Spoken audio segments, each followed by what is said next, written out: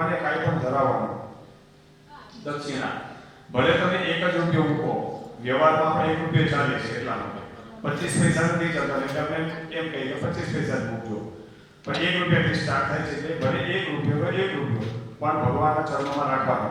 આ 1650ની પૂજામાં કરવામાં આવે છે. પછી દક્ષિણા, પછી બેઠા હોય ને દેવતાઓ એટલે તરત જ પ્રદક્ષિણા ફરી લેવાની. એટલે એક તમને ખબર હોય તો દેવતાઓના ફોટામાં એક ઓરા હોય, એક ચક્ર હોય ભગવાનની પાછળ. એ ઓરાનો પોઝિટિવિટીનો એક ચક્ર હોય, એના વાઇબ્રેશન્સ હોય. એની પ્રદક્ષિણા કરો તો એ વાઇબ્રેશન્સ આપણને લાગે. ગુજરાતીમાં આપણે કાઠિયાવાડી કહેવત છે ને, પેલા કાળિયા ભેગો ધોયો બાંધો તો વાનમાં ધોકો આવે, શાન આવે. એમ શાન આવે. દેવતાઓના સાનિધ્યમાં જો ને કૃષ્ણ ભગવાનની સેવા રોજ કરતા હોય ને, દરરોજ અડધો કલાક બેસીને, પછી એ સમય જતા એ વ્યક્તિને તમારે જોવાનું. એના એ છે ને, તમે કૃષ્ણ ભગવાનની સેવા કરતા હોય ને, જે ભગવાનની સેવા કરતા ને એમાં આપણને ગુણ દેખાશે. બરાબર ચેતનભાઈ, આવું ગુણ દેખાશે. તો આપણે ભગવાનની પ્રદક્ષિણા કરીએ ને તો એની જે કઈ પોઝિટિવિટી, એના જે વાઇબ્રેશન્સ હોય ને એ આપણને લાગે. એટલે આપણા અંદરના જે નેગેટિવિટી હોય, નેગેટિવ વાઇબ્રેશન્સ હોય ને બધા દૂર થઈ જાય. એટલે એની પ્રદક્ષિણા કરવાની હોય. આપણે બેઠા બેઠા એક આ દેવતાઓની પ્રદક્ષિણા કરવાની છે. કઈ રીતે?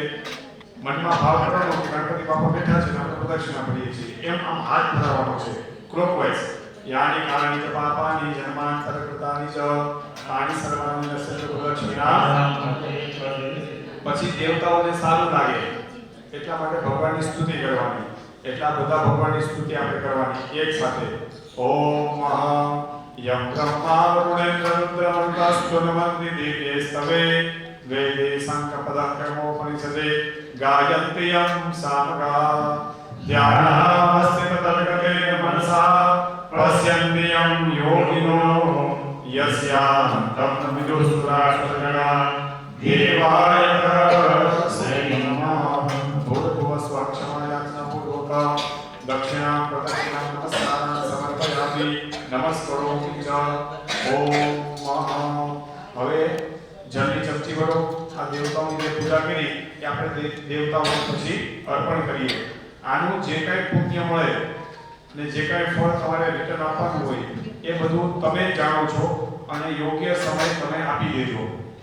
આપણે માગવાના અધિકારી નથી, આપણે કર્મ કરવાના અધિકારી છીએ. કર્મણ્યેવાધિકારસ્તે મા ફલેષુ કદાચન. આપણે કર્મ કરવાના અધિકારી છીએ, આપણે કર્મ કરીએ છીએ. ફળ આપવું ન આપવું, કેટલું આપવું અને ક્યારે આપવું એ બધું દેવતાઓના હાથની અંદર છે.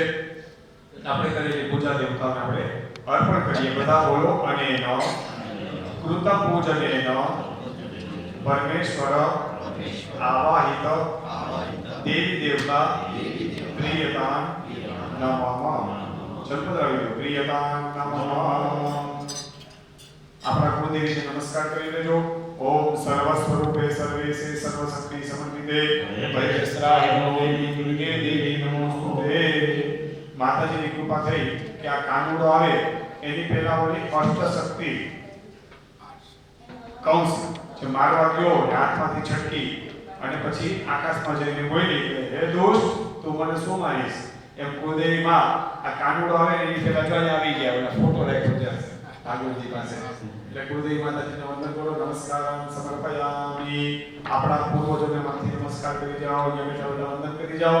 ત્યાર પછી અંકિતભાઈ અથવા તો ચેતનભાઈ અથવા તો નીરજ મામા જે કોઈ બી હોય તો દેવતાઓ બધાની ફૂલની માળા આપણે અર્પણ કરશું. શાસ્ત્રીજી આવી જાય ભાગવતની પૂજા થાય ત્યારે. બરાબર છે? આ કળશ ભગવાનને નમસ્કાર કરો. ઓમ મહાતત્વાજામિ બ્રહ્મણાં નમઃ સદા શાસ્ત્રે જજમાનો હવિર્ભિઃ ભૈરવાનો વરદયઃ પુરુષો સમાનાય નમોતિ. 5 આશીર્વાદ ભગવાન પાસે માંગીએ. પુણ્ય વધારજો, તમારું કલ્યાણ થાય, આયુષ્ય આરોગ્ય સારા થાય, સારું કાર્ય તમારી કૃપાથી કરતા રહીએ અને સારી લક્ષ્મી આવે. ભવંતો પ્રવંતો અશુદ્ધતા હાથ ઉપર કરીને આશીર્વાદ આપો.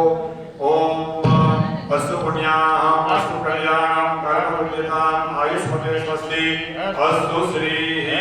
પાણીની ચમચી ભરી લ્યો અને પંચવાક્ય પુણ્યાવચન કર્મણા ભગવાન પરમેશ્વર પ્રિયતાન નમઃ જન્મદ્રાવી લ્યો.